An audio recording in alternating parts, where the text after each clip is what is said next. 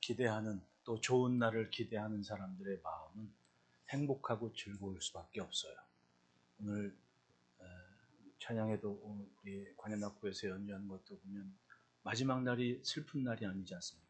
주님 배울 그 날이 정말 신나는 날이고 행복한 날이고, 가사에 표현된 건 강 너머에 계신 주님이 나를 기다리고 반갑게 주를 만나게 된다는 것이 얼마나 행복하고 좋은 날입니까? 여러분, 하나님을 예배하고 주의 날을 지켜가는 것이 감격과 감사의 날이잖아요. 그렇지 않습니까? 저도 오늘 연휴 중에 주일 예배를 드리니까 막 마음이 설레서 새벽 2시에 깨가지고 여태까지 잠을 못 잤어요. 정말 마음이 막 두근두근대고 좋아가지고 그랬어요. 여러분, 여호와를 구하는 자마다 마음이 즐거울지로다. 그 복을 누리시기를 축복합니다. 하나님께서 아브라함을 통해 하시려던 일은 그 이름에 담겨 있죠. 아브라함을 아브라함이라고 부르셨습니다. 열국의 아비, 모든 나라의 아비다. 아브라함은 그때 이후로 평범한 사람들이 사는 기준 이상의 것을 생각했습니다. 이제껏 살아왔던 삶의 틀을 깨고 하나님의 말씀에 차곡차곡 자기의 기준을 높여갔던 거예요. 여러분, 흔히들 사람들이 윤리의식이라고 얘기하잖아요. 윤리나 도덕을 이야기할 때 그 개념이 언제부터 생겼던 거예요? 사실은 헬라 철학의 소크라티스라고 얘기하잖아요. 소크라테스나 플라톤이나 아리스토텔레스 이전에는 특별하게 도덕이나 윤리에 대해 강조하는 분위기들이 아니었습니다. 그냥 평범한 사람들의 사고가 지금 우리가 알고 있는 그런 도덕 개념이 없었던 때였다니까요. 우리는 안 그렇습니까? 우리는 지금 우리가 알고 있고 배워온 모든 것이 옛날부터 내 건 줄 착각하는데 10년 전과 지금하고 생각해 보십시오. 지금의 지식과 도덕 기준과 10년 전의 내 모습이 어떤지 생각해 보면 10년 동안 우리는 듣고 배운 게 정말 많아요. 성경도 그렇고 일상도 그렇고. 그만큼 우리는 기준이 점점 높아지는 사람들입니다. 사람은 살수록 그래요. 제가 언젠가 그러지 않았습니까? 우리 박성교사가 있는 중국 란저우의 국제공항이거든요, 거기가. 국제공항을 내가 처음 갔다가 오는 길에, 화장실에 잠깐 들어갔는데, 남자 화장실에, 전 여자 화장실에 안 들어갔습니다. 분명히 남자 화장실에 들어갔는데, 거기에 그 남자 그 소변기 있잖아요. 엄마들은 잘 모를 거 아니에요. 남자 화장실 안 가봤으니까. 남자 소변기가 있는데, 거기에 어떤 사람이 큰일을 보고 있는 거예요. 그럼 우리가 생각하면, 그러면 얼른 돌아서 나오잖아요. 그게 그때까지 우리의 도덕 수준이고 윤리의식이거든요. 이건 아니다. 그건 얼른 그 자리를 피해요. 근데 그 동네 사람들은 멀뚱멀뚱 옆에서 볼일 보고 다 해. 그 사람들의 일상인 거예요. 이걸 그 사람들이 무식하다 어쩌다 이럴 필요 없는데 그 사람들의 윤리의식은 딱 거기까지인 거예요. 정말 그렇습니다. 우리는 옛날에 안 그랬습니까? 과거에? 그걸 창피하고 부끄러우면 이거 몰랐던 시대입니다. 아브라함을 부르셨을 때 하나님께서 아브라함을 부르실 때를 생각해 보십시오. 그때 그 이전 그 동네 분위기들은요. 사실은 그때도 그렇잖아요. 하나님께서 아브라함을 이삭으로 제물로 바치라 했을 때 아브라함은 아무런 꺼리낌 없이 그 이삭을 데리고 하나님이 지시하는 모리아 산으로 간단 말입니다. 이게 그때 당시에 자식을 제물로 바치는 그런 사람들의 일상적인 기준이었던 거예요. 그걸 누가 뭘 하지를 않거든. 트로이의 목마 얘기 아시죠? 오디세이, 일리아드 오디세이 고전을 보시면 우리 학생들은 기억할 거예요. 거기 보면 이제 미케네 문명, 미케네라고 그러잖아요. 미케네의 그 아가멤논하고 이 트로이의 헥터, 그 헥터의 그 동생이 필리스인데 어떻게 하여튼 영화 보신 분들도 있겠지만 아주 비슷하게 나왔어요. 거기 그 얘기를 보면 아가멤논이 출정을 하는 때가 하필이면 오디세이도 나오죠. 풍랑이 일고 막 난리가 나는 때인 거예요. 출정을 해가지고 트로이와 전쟁을 하러 가기로 했는데 폭풍이 막 치고 비가 치니까 그 신탁을 받는 사람이 찾아와가지고 한 석 달 그렇게 머무르고 있으니까 함께 한 연합군들이 막 군사들이 집에 가고 싶고 난리가 난 거지. 이거 가봐야 죽는 거 아니냐. 근데 그때 신탁을 받은 사람이 이렇게 얘기해요. 아가멤논에게 당신 딸을 제물로 바쳐라. 그러면 풍랑이 멎는다. 그때 아가멤논은 아무런 꺼림이 세상에 아무리 전쟁에 이기고 싶어도 그 조그만 몇 살짜리 그 자기 딸을 제물로 바치는 사람들이 어디 있습니까? 근데 고대 윤리의식이나 도덕의식은 그랬었던 거예요. 자식을 제물로 바치는데 아무런 꺼리낌이 없는 사람들이었던 겁니다. 성경을 보면 이스라엘이 가나안 땅 들어갔을 때 가나안의 이 모든 문명에 적대적으로 대한 게 바로 바알 숭배 사상이잖아요. 그 가나안 땅에는 바알이 뿌리 깊게 자리하고 있었고, 그 가나안의 북쪽에 자리한 것이 지금의 레바논 자리죠. 세계사나 미케네 문명 이후에 페니키아인들이 지중해를 딱 장악했을 때 인류 최초로 야간 항해를 가능하게 한 민족이 그 페니키아인들이었어요. 페니키아 문명이 과소평가됐지만 성경에도 그렇게 이렇게 수로보니게 여인, 사렙다 과부, 이 동네가 다 페니키아 사람들인데, 이 사람들은 그때 당시에 부를 축적하고 그 무역을 하는 대단한 사람들입니다. 이방인 수로보니게 여인이 예수님 앞에 나와서 했다는 얘기가 그 여인이 보통 사람은 아니었다는 얘기가 되는 거죠. 그 사람들이 섬기는 신이 누구냐면 바알을 섬기는 사람들이었던 거예요. 그러니까 이 가나안 땅에 두 민족이 비슷한 시기에 정착을 하게 되는데, 그 세를 넓히는데 어떤 민족이냐면 바로 이스라엘이 광야에서 가나안 땅에 들어온 거예요. 그리고 북쪽은 페니키아인이 정착을 하고 이미 자기들의 지역을 장악을 해서 북아프리카까지 무역을 해나가는 유통선을 이미 마련해 놓고 있는 상태입니다. 근데 둘이 생김새도 비슷하고 언어도 비슷하고 비슷한 사람이 같이 어울렸습니다. 근데 차이가 있었어요. 페니키아인들은 뿌리 깊게 바알 숭배하는 사람들이에요. 그리고 다신교예요. 왜냐하면 유럽도 가고 아시아도 가고 아프리카도 가고, 그러니까 문명과 교류와 이 무역을 하다 보니까 여러 것을 품고 그게 자기들의 사상이 돼버린 겁니다. 그래서 바알 숭배 사상이 뿌리 깊게, 바알 그냥 말도 못하는 그런 신앙이에요. 근데 법궤를 짊어지고 가나안 땅에 정착한 이스라엘은 확실한 기준 하나를 붙잡았습니다. 그게 뭐예요? 하나님의 말씀을 붙잡는다. 그리고 우리는 여호와 하나님만 섬긴다. 그 대적 관계가 고대사에서부터 계속됐던 거예요. 그래서 보면 그 바알 숭배 신앙의 제사장 노릇했던 게 두로의 왕인데, 세계사인 티레라고 얘기하죠. 그 집 딸이 어디로 시집 와요? 아합의 부인이 되잖아요. 그게 이세벨이지 않습니까? 그 이세벨이 자기들이 뿌리 깊게 섬겨온 바알을 가지고 북이스라엘에 정착을 했기 때문에 하나님께서 이스라엘을 온 세계에 흩어버리게 만든 겁니다. 그 바알 숭배가 그렇게 무서운 거예요. 이 사람들도 마찬가지입니다. 성경에 보면, 그러니까 지금 아브라함 얘기 때문에 이 얘기를 하는 거예요. 이삭을 제물로 바치는 게 그 시대의 보편적인 신적 종교의식이었다는 얘기입니다. 특히 하나님께서 그 바알을 대적하고 그걸 아주 적대적으로 미워했던 이유가 바로 그거였던 거예요. 바알 신전 안에서, 가령 모압 땅에서 그런 일도 있었지 않습니까? 신전에 있는 여인들이 그 신전 예식이 그 남녀 간의 행위 속에서 마치 하늘에서 단비가 내리는 예식을 상징한다고 해서 성적인 행위들을 했고, 그러다 보니까 그 문란한 성행위가 어떤 결과냐면 아비를 모르는 자식을 막 낳기 시작한 거예요. 어떻게 하다 보니까 애가 낳았는데 아비가 누군지 몰라. 왜? 신전 의식에서 방탕하게 예식을 했기 때문에 누가 이 아이의 아빠인 줄 모르는 거예요. 그러니까 어떻게 합니까? 그 자식을 바알 앞에 제물로 바치는데 꺼리낌이 있어요, 없어요? 막 바쳤던 거예요. 이게 바로 바알 숭배 신앙의 보편적인 수준이었다는 겁니다. 근데 하나님께서 아브라함을 딱 부르셨을 때 모리아산에서 하나님께서 외치시죠.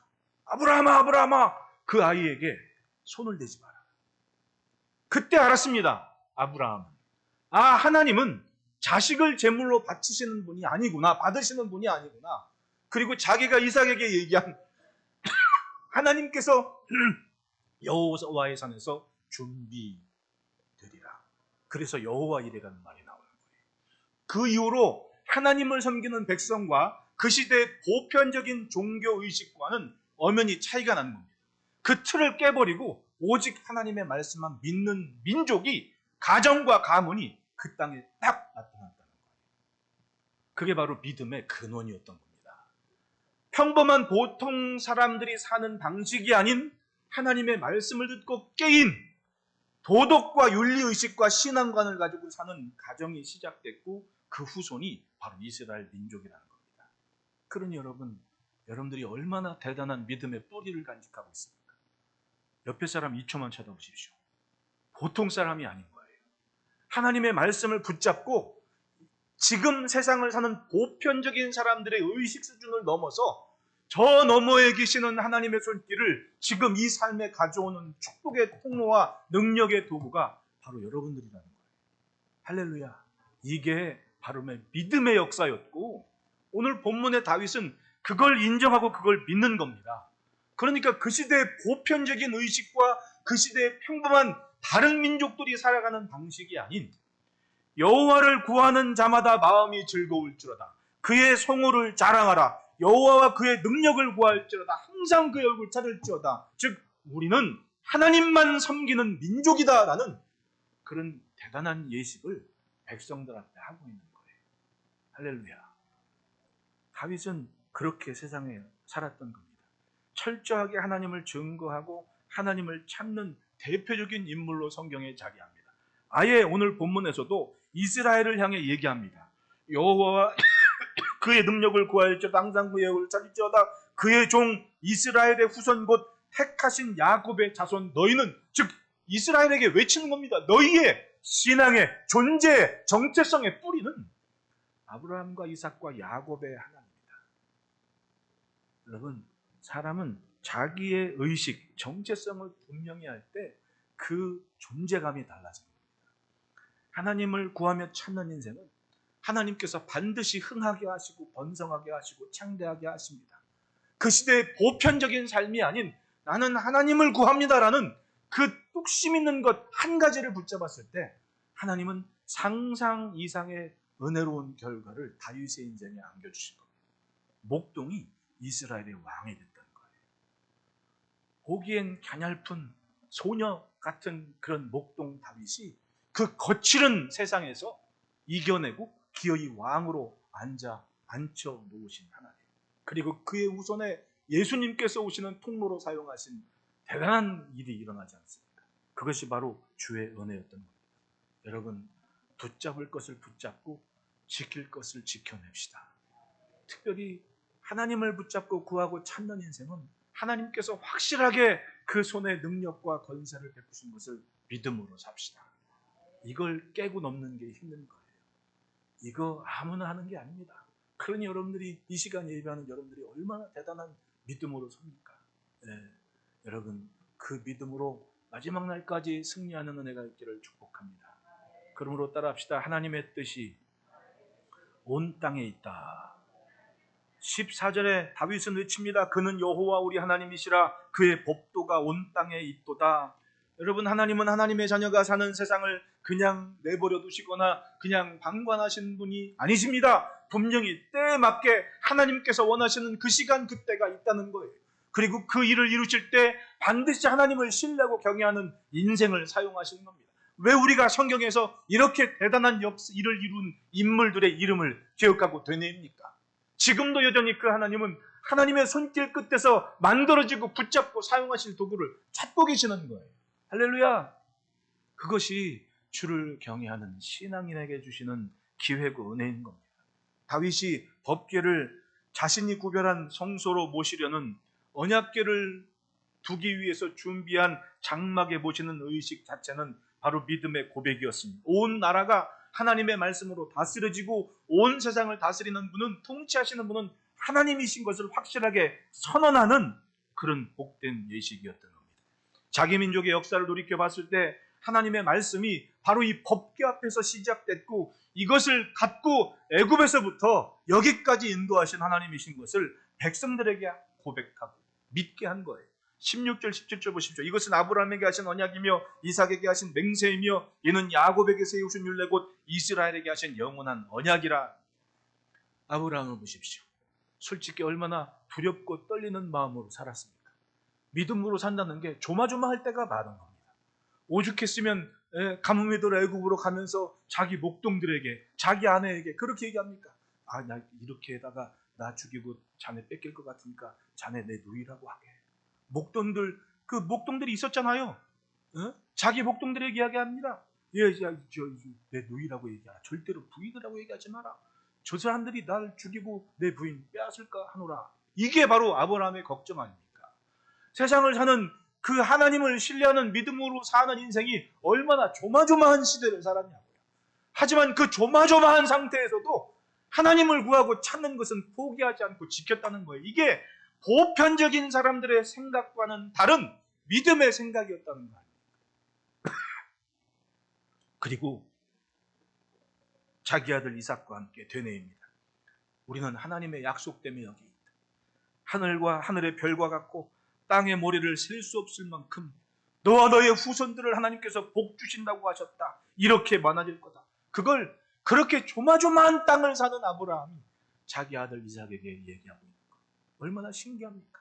이것이 보편적인 사람들과는 다른 믿음의 생각이었고 기대였다는 겁니다.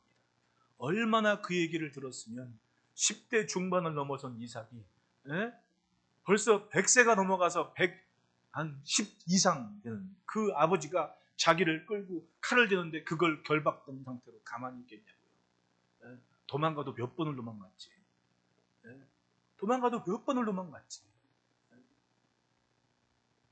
기어이 아버지가 걸었던 그 축복의 길을 함께 걸으면서 하나님께서 아브라함이 자기에게 축복한 자기 아버지의 축복 기도를 야곱에게 고대해주고 있지 않습니까? 자신의 눈앞에 또 자신의 삶에 있었던 믿은 것에 대한 열매를 기대하고 포기하지 않았다는 거예요. 그랬더니 포기하지 않고 믿어온 결과 저 하란까지 갔던 이삭이 돌아왔는데 자기가 죽기 전에 자기가 축복한 그 야곱이 12 아들들과 가문과 가족을 이끌고 자기 앞에 찾아온 거예요. 할렐루야. 믿은 것을 봤습니까? 못 봤습니까? 봤잖아요. 대단한 일입니다. 다윗은 백성들에게 이렇게 얘기합니다. 역대상서 16장 18절부터 20절에 이르시기를 내가 가나안 땅을 내게 주어 너희 기업의 지경이 되게 하리라 하셨도다. 그때 너희 사람 수가 적어서 보잘것없으며 그 땅에 객이 되어 이 민족에게서 저 민족에게로 이 나라에서 다른 백성에게로 유랑하였도다. 해쪽 속에게 그들이 사는 땅에서 자기 아내가 죽었는데 어디 장사 지낼 굴이 없어서 하소연을 하지 않습니까? 나한테 땅 좀 달라고. 해쪽 속에 그냥 쓰라고. 당신은 하나님께서 우리에게 보내시는 존중받는 자인데 우리가 당신한테 뭘 땅을 파냐고 그냥 쓰시라고. 아브라함은 얘기합니다. 아니다. 난 한삭고 돈을 지불하고 대가를 지불하고 내가 굴을 사야겠노라. 그리고 아브라함이 돈을 주고 동산을 산 게 자기 가문의 땅으로 산 땅이 막벨라였던 거예요. 이게 왜 중요하냐? 평생을 하나님께서 자기에게 주신 약속을 눈으로 보지를 못했지만 확실한 거 하나는 차지했습니다. 뭐냐 하면 내 아내가 묻힌 막벨라 땅은 하나님께서 내게 주신 땅인 거예요. 할렐루야. 얼마나 놀라운 일입니까? 굉장한 일을 이루는 겁니다. 하나님은 피해 다녔건 도망을 다녔건 이리 갔건 저리 갔건 누구를 의지했건 안전하게 하셨습니다. 안전하게. 바로의 꿈에 나타나서도 그 여인에게 손끝 하나만 대면 내가 네 집안을 박살낼 거다라고 아주 꿈속에서 바로를 엄포를 내니까 바로가 쫄아가지고 아브라함 보낼 때 너 왜 나한테 거짓말했냐고 하도는 나 우리 멸족당할지 않았냐고 그러면서 막 하갈도 주고 몸종 하갈도 주고 막 양도 주고 가축도 주고 아주 쫄아가지고 갔는데 부자 되게 나온 게 바로 그거 아닙니까? 하나님은 신기하게도 하나님의 자녀가 하나님을 구하고 찾는 삶을 버리지 않으면 하나님이 책임지시는 거예요.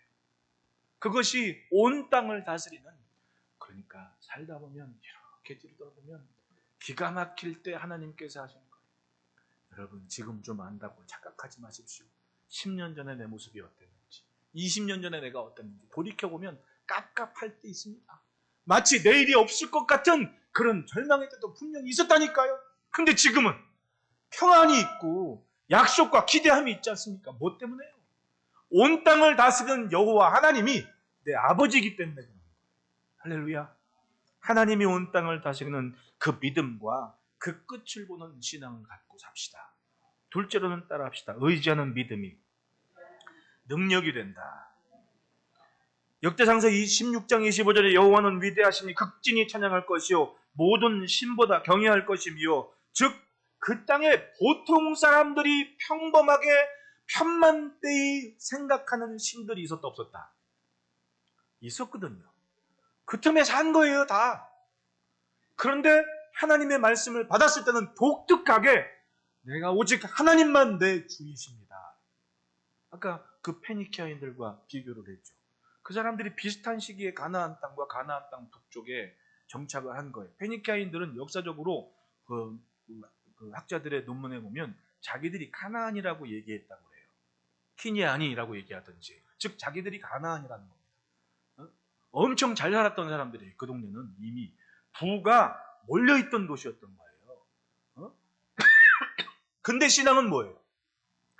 유럽도 가고 그때 당시에 유럽은 미개인들이 사는 동네 아니었습니까? 그때 막 노예를 잡으면 백인이었어요. 노예가 원래는. 그거 한번 생각해 보셨어요? 원래 노예 장사들이 역사적으로 보면 그 백인 게르만 뭐 이런 하얀 피부 하얀 사람들 데리고 중동 사람들이 노예로 팔아먹었다니까. 근대에 와서 이제 남북 전쟁 이럴 때 영국에서 뭐 노예 상인들이 나와서 아프리카 사람들 데리고 노예 장사했는데 원래 세계사에서는 백인들 잡아다 노예 삼았다니까요. 이건 세계사에 나온 얘기 버젓이. 근데 이 사람들이 막 거기도 가고 저기도 가고 그러니까 소통을 해야 되잖아. 이 사람들이 소통을 하기 위해서 22개 자음의 알파벳을 만들어요. 페니키아 알파벳을 만든 겁니다. 그리고 그것을 가지고 계산하는 겁니다. 내가 이런 물건을 몇 개 너한테 맡겼으니까 너 여기서 장사해. 나 배 타고 가면 한 2년 있다 올 테니까 그때 계산하자. 그렇게 자기네 구원에 이 사람들도 그러니까 상대방도 알파벳 공부를 한 거예요. 그러다가 그리스의 헬라어 알파벳이 생기고 쭉 유래를 쫓아가면 그렇게 된 겁니다. 그럼 이 사람들이 얼마나 난 사람들이에요. 그런데 그렇게 소통을 하고 거래를 하고 왕래를 하다 보니까 뭐예요? 내가 장사를 해먹으려면 저 사람이 믿는 것도 나도 믿어야 되거든. 그러니까 바알 신앙이 오만 잡다함에 함께 짬뽕이 돼서 모여있던 것이고, 그러니까 하나님께서는 바알을 땅에 들인 아합을 이스라엘을 잘 살게 하는 왕이었어도 세상 악한 왕으로 성경에 기록을 하고 있지 않습니까? 왜냐하면 이스라엘이 그렇게 살게 만든 거예요. 하나님만 하나님이시라는 신앙을 가지고 여호와의 법궤 앞에서 믿음을 지켜온 하나님의 백성을 바알 앞으로 데려갔던 것이 아무런 죄책감 없이 그냥 그 시대에 평범한 사람들이 사는 도덕과 윤리의식으로 추락시켜버린 왕이 아합과 이세벨이었기 때문에 대대로 하나님께서 그 집안을 멸망시키겠다고 선언을 하셨다는 거예요. 그렇다면 오늘 우리도 어떻습니까? 평범한 사람들이 생각하고 평범한 사람들이 만족하는 그 신앙이 아니라 하나님 앞에서는 독특한 나만의 믿음의 도전이 있어야 되고 몸부림이 있어야 되고 몸짓이 있어야 된다는 겁니다. 얼추 믿음으로 간다고 착각하지 마십시오. 하나님을 구하고 찾는 행동은 반드시 결과가 있고 열매가 있는, 내가 얼마나 하나님의 것을 존중하는지 그건 말과 삶에 다 드러나는 거예요. 바로 이 신앙이 다윗의 신앙이었던 거예요. 그러니까 장막을 만들고 법궤를 드릴 장막을 만들고, 그때 기브온에 이미 산당은 성소는 따로 있었다 하더라도 따로 장막을 만드는 거예요. 따로 장막을 만든 거예요. 다윗은 오직 하나님이시 참신이고 모든 신보다 경외할 뿐임을 확실히 고백했던 거예요. 이젠 신앙적 기준이 확실하게 높아졌습니다. 만국의 모든 신은 헛것이나 여호와께서는 하늘을 지으셨도다. 하늘 그러면 묘하지 않습니까? 그냥 구름 아래 하늘이 아니잖아요. 그 온 우주를 하나님께서 지으셨다는 신앙 고백을 하고 있는 겁니다. 존귀와 위엄이 그의 앞에 있으며 능력과 즐거움이 그의 처소에 있다. 하나님께서 계신 그곳을 흠모하고 사모하고 존중하는 믿음을 갖습니다. 왜? 능력과 즐거움이 거기에 있기 때문에. 그러니까 성전과 성소를 사모하는 믿음을 가진 왕은 대대로 평안했고 대대로 은혜를 받습니다. 왜? 하나님이 능력이 되어주시니까. 다윗은 그렇게 믿은 겁니다. 26절에 만국의 모든 신은 헛것이나 여호와께서는 하늘을 지으셨다. 그렇게 자신이 몸을 의탁했고 피난 가서 좀 도움을 구했던 블레셋 왕일지라도 블레셋의 군대라 할지라도 두렵지가 않았습니다. 왜냐하면 나는 하나님을 신뢰하고 믿으니까. 아람이 지금 레바논 북쪽 바로 저 동편에 있는 게 아람 민족들이거든요. 다 그 문화였던 거예요. 거기서부터 뭐 점점 문명과 문화가 그러니까 고대의 문명은 항구를 끼고 굉장히 많이 혹은 백기를 끼고 발달을 해요. 왜? 그만큼 많이 뻗어나갈 수 있기 때문에. 그러니까 아람도 대단한 문화를 만들어 갔던 겁니다. 후대에 아사왕이나 뭐 이런 사람들이 그 아사 쪽 아람을 의지했던 이유도 자기네보다 훨씬 나은 문화를 갖고 있기 때문에 그런 거였다. 그러니까 사람들은 그거 해요. 좀 나아 보이는 거, 좀 좋아 보이는 거. 그런데 다윗은 애당초 선언을 해버립니다. 만국의 모든 신은 헛것이다. 능력과 즐거움은 이 처소에서부터 시작된다라고 선언을 한 겁니다. 이게 다윗의 확실한 고백이에요. 왜? 다윗은 어릴 적부터 자신에게 하나님의 말씀을 들려준 선생님 말씀을 잊지 않거든요. 네? 저도 가끔 깜짝깜짝 놀랐습니다.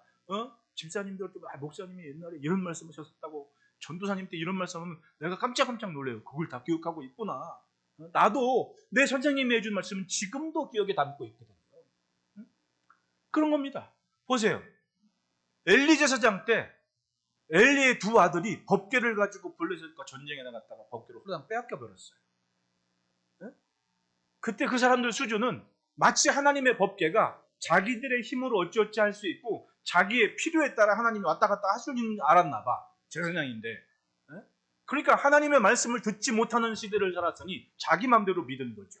법궤를 블레셋에 빼앗겼습니다. 블레셋은 처음엔 쫄았는데 왜냐하면 저 법궤가 보통이 아니거든. 광야에서 40년을 이스라엘을 지켜낸 법궤고 가나안 족속들을 멸망시킨 법궤인데 전쟁에 딱 나가서 그걸 직접 들고 왔으니까 얼마나 무섭습니까? 저들의 신은 여호와라는데 무성무성하다가 야 무슨 소리야 우리가 수가 더 많은데 막 했는데 이겨버립니다. 신나가지고 그 법궤를 어디로 가져갑니까? 다곤 신상 자기들의 주 신인 다곤 신전 앞에 법궤를 딱 나가지고 전리품처럼 신이시여 받으소서라면서 법궤를 딱 들여버린 겁니다. 다음날 아침에 하룻밤 자고 일어났더니 어떻게 됩니까? 다곤 신상이 법궤 앞에 꼬꾸라져 버렸습니다. 두 번이나. 그리고는 겁시다 가지고 여기저기 막 법궤를 옮겨가는데 법궤가 옮겨가는 곳마다 막 재앙이 있고 연병이 돌고 막 몇천씩 죽으니까 야 이거 어찌어찌 고민하다가 그 동네 제사장이 이거 여호와께서 노하신 거니까 속죄 제물을 준비하고 속죄제를 드리면서 젖된 암소 2마리에 법궤를 씌워서 저 진영으로 보내야 된다. 정말 제물을 준비하고 새 수레에다가 법궤를 얹혀가지고 왜 자기들이 만지면 죽으니까 그걸 베세메스로 다 보내는 겁니다. 이스라엘 진영으로 보내는 거예요. 베세메스 사람들이 그거 왔다고 이게 웬일이야? 하고 봤다가 어떻게 돼요? 거기도 또 난리가 사람이 죽거든요. 그 얘기를 사무엘이 했을까 안 했을까? 왜냐하면 사무엘은 자기가 듣고 본 거를 즉 하나님의 사무엘에 전하는 하나님의 말씀이 하나도 땅에 떨어지지 않았다 그래요. 그러니까 그때 자란 인물이 사울이었지 않습니까? 사울은 죽을 때까지 어려운 순간에 사무엘을 찾을 만큼 정신 나가도 사무엘을 무당을 통해 불러낼 만큼 그렇게 사무엘을 의지했던 사람. 다윗은 어떻습니까? 사울이 자기 죽이려고 할 때 다윗이 어디로 피난 갔어요? 사무엘 선지자가 있는 라마 나요스로 도망갔습니다. 그러면 그 긴 세월 수십 년 사무엘이 말씀을 가르칠 때 이 법궤에 대한 신앙을 말했을까요? 안 했을까요? 이 정도는 해석할 수 있어 우리는. 상상할 수 있는 문제야. 누가 뭘 하지 않아요. 다윗은 그때 들은 법궤에 대한 신앙과 존중과 경외함을 왕이 되었을 때 놓치지 않고 근 20년 동안 헤매이던 법궤를 드디어 왕의 처소에 그리고 자신이 성전토로 생각했던 그 모리아산 꼭대기로 가지고 오는 예식을 행하고 있는 거예요. 할렐루야. 대단하지 않습니까? 자신이 어릴 적 품은 소원과 기대감을 가지고 그 일을 이루신 하나님을 존중하고 경외하는 신앙을 가지고 20년 동안 버티고 참다가 드디어 그날을 맞이하는 거예요. 여러분, 소원을 이루는 게 쉬워요? 얼마나 어렵고 힘듭니까? 어제도 보니까 손흥민 선수가 저 리버풀하고 경기하는데 와 진짜 그 0.5초 차이 이렇게 뒤로 오니까 수비수들이 아이 저거 뒤로 가서 받을래나 보다 했다가 갑자기 뛰어나가는데 못 따라와. 따라가긴 따라갔어. 근데 요만큼 모자라. 그리고는 그 발 앞에 들어오는 공을 툭 차가지고는 6년 동안 이긴 적 없는 리버풀한테 확실하게 이겨버리지 않습니까? 내가 너무 축구를 좋아하나? 알아듣는 사람이 없는 것 같아. 근데 그 친구가요 13년 동안 하루에 1000번씩 공을 찼대잖아요. 하루에 1000번씩. 그거 아무나 합니까? 소원이 있고 기대감이 있거든. 놓치지 않고 포기하지 않는 열정과 신앙과 믿음을 가져야 된다는 얘기예요. 그렇게 소원을 품은 인생에게 그 날을 주신 겁니다. 어느 날 왕이 되어서 20년 동안 방치되어 있던 법궤를 드디어 장막을 이루고 안치할 수 있는, 모실 수 있는 그 자리로 드리는 행진한 거예요. 이것은 다윗의 비전과 뜻을 담은 예식이었던 겁니다. 그리고 얘기합니다. 여호와 외에 누가 나의 하나님이요 우리 하나님 외에 누가 반석이냐. 누가 뭐래도 하나님의 말씀을 믿고 의지했더니 진짜 하나님은 그 일을 이루셨다. 그러니 여러분 평범한 수준에 만족하지 말고 독특하게 나는 이것밖에 없어요 라는 절대 각오로 하나님의 은혜와 그 능력과 그 은혜를 사모하는 가정과 가문 되시기를 축복합니다. 어느 한순간 이룬 게 아니었습니다. 그 독특한 믿음은 평범한 사람들이 생각하는 것 이상의 무엇인가가 분명히 있었다는 거예요. 그러므로 여러분 소망의 형통함을 이루고 따라합시다. 믿었더니 되더라. 그런 간증이 있는 삶이 되시기를 축복합니다. 연초에 부흥회 할 때 그런 고백이 꼭 있을 거라고 우리 서로 나누지 않았습니까? 마주보고 인사합시다. 하나님께서 하셨습니다. 소원을 품은 인생이 하나님께서 하셨습니다. 우리 선생님네 교회 학생들도 막 시험 보고 막 이런 얘기 장로님 아들들 얘기해 주는데 그거예요. 자기가 그렇게 딴 건 몰라도 주일은 빠지지 않고 예배드렸다. 그랬더니 자기랑 같이 취업 준비한 애들이 다 떨어졌는데 자기만 딱 붙은 거예요. 친구들한테 미안하지만 차이를 보니까 내가 다른 건 몰라도 주일날은 교회에서 놀았다는 거. 교회에서 예배했다는 게 아니야. 교회에서 놀았다는 거. 예배는 빠지지 않고 교회에 있었다는 거. 그게 하나님께서 은혜를 주신 이유 한 가지였다는 고백을 하는 그런 고백들은 얼마나 엄마 아빠가 행복하고 좋아요. 옆에서 듣는 다른 교회 목사도 기분이 좋고 마음이 흐뭇한데 그런 거 아니에요? 평범하지 않은 평범한 사람들이 하는 것 말고 독특하게 하나님을 붙잡는 무엇인가 차이 나는 인생을 만들었다는 거예요. 그러니까 하나님께서 하셨습니다라는 고백이 자연스러운 거예요. 그러므로 셋째 따라 합시다. 주의 말씀 앞에서 복이 시작된다. 다윗은 법궤를 옮기고 기가 막힌 조직을 합니다. 오늘 본문의 말씀처럼 아삽과 그의 형제들을 다 성가대를 먼저 감사의 제사를 드리게 하고 그리고 역대상서 16장 37절에 다윗이 아삽과 그의 형제를 여호와의 언약궤 앞에 있게 하며 항상 그 궤 앞에서 섬기게 하되 날마다 그 일대로 하였고 즉 아삽과 그의 형제들은 시편에 아삽 얘기 있죠. 그 형제들은 그 후손들은 대대로 법궤 앞에서 언약궤 앞에 있어서 섬기는 일을 했다. 장막에서 너희는 이제 붙박이로 그거 해. 그 전까지는 오베데돔의 집에서 혹은 아비나답의 집에서 그냥 방치되어 있던 거 아닙니까? 그런데 이제는 어떻게 돼? 아삽과 그의 형제들이 매일 하는 일이 살피는 거야. 그 법궤를. 더 이상 먼지 쌓인 그리고 사람이 어찌 함부로 할 수 있는 그 법궤가 아니었던 거예요. 이 사람이 만만하면 자기 마음대로 뭐 할 수 있지라고 생각하잖아요. 그러니까 우사가 베레스 우사, 즉 하나님이 충돌하셨다 그러잖아요. 자기 집에 한 20년 있었다고 자기 건 줄 안 거야. 덥석 손으로 만졌다가 죽어버렸잖아요. 즉사했다고 얘기해요. 그거 뭐예요? 그 시대까지 다윗과 같이 독특한 유일한 간절한 신앙이 없었다는 거예요. 그러니까 배움이 없었다는 얘기죠. 40절 보면 항상 아침 저녁으로 번제단위에 여호와께 번제를 드리되 여호와의 율법에 기록하여 이스라엘에게 명하신 대로 다 준행하게 하였고 말씀대로 성소에서는 매일매일 번제가 드려지고 언약궤가 놓인 장막에서는 아삽과 그의 형제들이 때마다 시마다 순서를 정해서 법궤를 지키고 살피는 일을 했다는 거예요. 했다는 거. 돌아가면서 우리 교회를 보면 참 사람이 있으나 없으나 뭐 그냥 강대상에 어디 들어가서 먼지 닦고 하잖아요. 성전을 돌보는 손길들이 그만큼 있다는 거 아닙니까? 제가 알아요. 사무실에 뭐 저 혼자 있으니까 막 이렇게 보면 먼지가 많이, 하루만 지나도 먼지가 막 쌓여요. 매일 청소기를 돌리는데도 그래요. 그런데 강대상이나 여러분 아니 의자는 항상 반짝반짝. 왜? 사모하는 마음을 가지고 있으나 없으나 와서 돌보는 사람이 있다니까요. 그러니까 그게 가능한 거 아니냐. 그렇게 다윗은 그걸 관리하도록 사람을 붙여놓는 일을 했다. 그리고 그 일을 한 이후에 43절 마지막에 오십시오. 이 뭇백성은 각각 그 집으로 돌아가고 다윗도 자기 집을 위하여 축복하려고 돌아갔다. 즉 복의 시작은 하나님의 말씀이 있는 머무는 성소였고 법궤 앞이었고 말씀 앞이었다는 거예요. 그걸 확실하게 단돌이 하고 그게 잘 지켜지도록 하고 그 다음 거기서 받은 은혜를 가지고 이 아버지들이 자기 집으로 돌아가서 자기 가족을 축복했다는 거예요. 즉 하나님의 복을 자기 자녀들에게 빌어주었다. 그래서 축복이라고 얘기를 하는 거예요. 나는 하나님의 복을 받고 어디서? 말씀 앞에서 성전에서 하나님의 복을 받은 사람이 복을 빌어준 게 축복이었죠. 어디에? 자기 집으로 돌아가서. 할렐루야.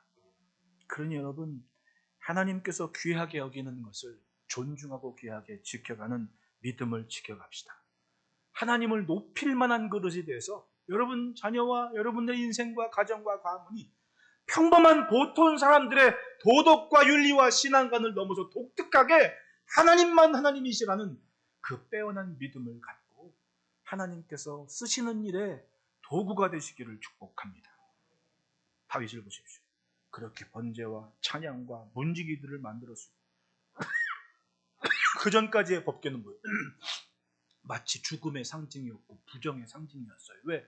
법궤 만져가지고 사람이 죽었는데 얼마나 무섭습니까?